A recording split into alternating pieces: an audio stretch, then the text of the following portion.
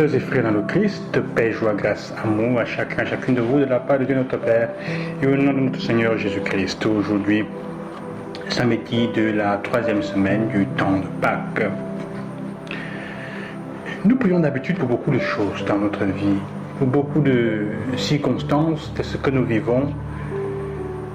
Nous faisons des prières de demande, des prières de demande de pardon, de louange au Seigneur.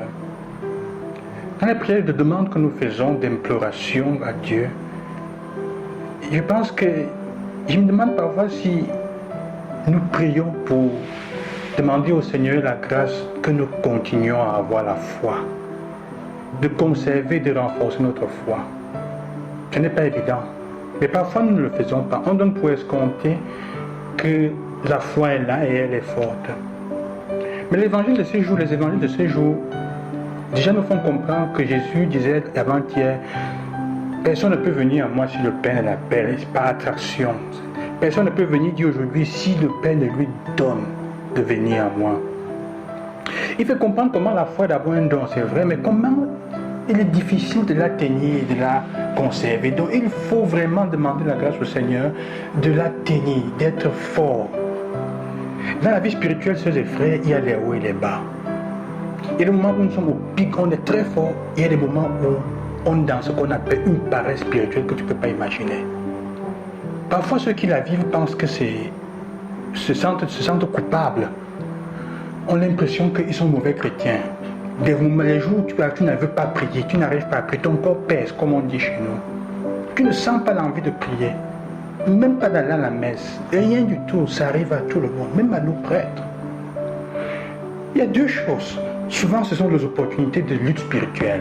Il y a un combat spirituel qui est en train de se faire parce que le malin est en train d'attaquer pour que tu te décourages. Et il faut donc la force, la persévérance. Mais tu ne peux pas l'avoir si tu ne pries pas.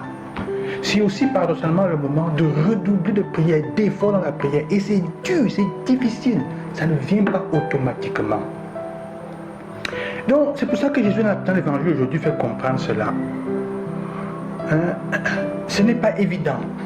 Et cela, il me fait comprendre en disant, Jésus savait en effet, depuis le commencement, quels étaient ceux qui ne croyaient pas et qui était celui qui le livrait. Parce qu'eux, ils doutent. Ils disent, mais cette parole que tu nous dis est rude. Celui qui mange mon corps et boit mon sang, si quelqu'un ne mange pas mon corps et ne boit pas mon sang, il ne peut pas entrer dans la vie éternelle. Mangez mon corps et buvez mon sang. Il dit, mais ces paroles sont rudes, qui peut l'entendre? Il dit, vous aussi, vous voulez vous en aller après? Il dit à Pierre, vous voulez vous en aller vous aussi? C'est ça la grandeur de Dieu, il ne t'oblige pas, il te laisse libre.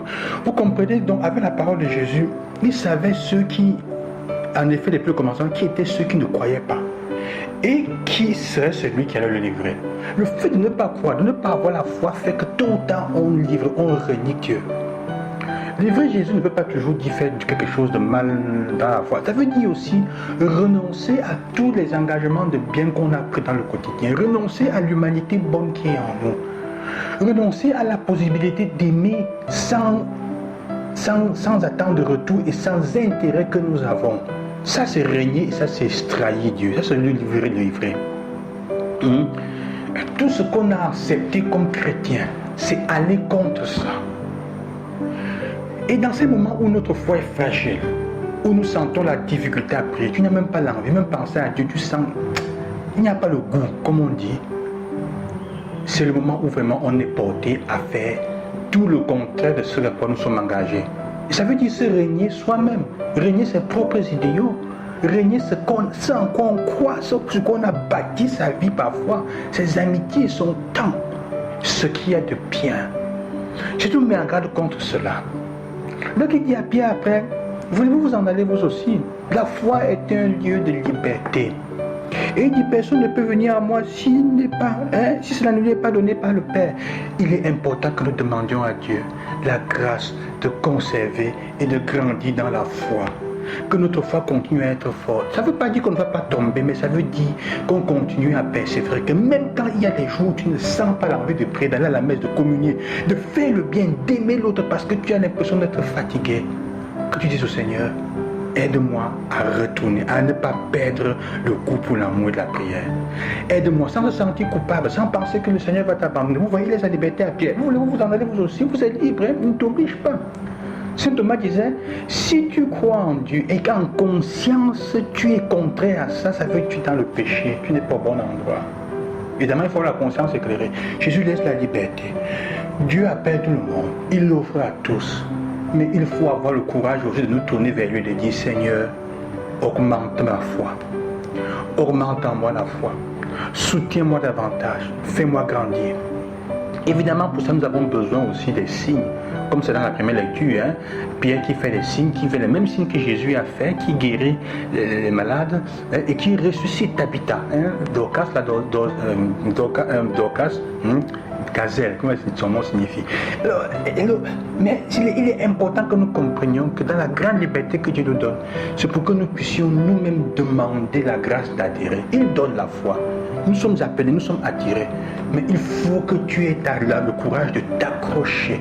Et s'accrocher, ça veut dire, même quand tu as perdu le rythme de la prière de ta foi dans la vie spirituelle, te relever.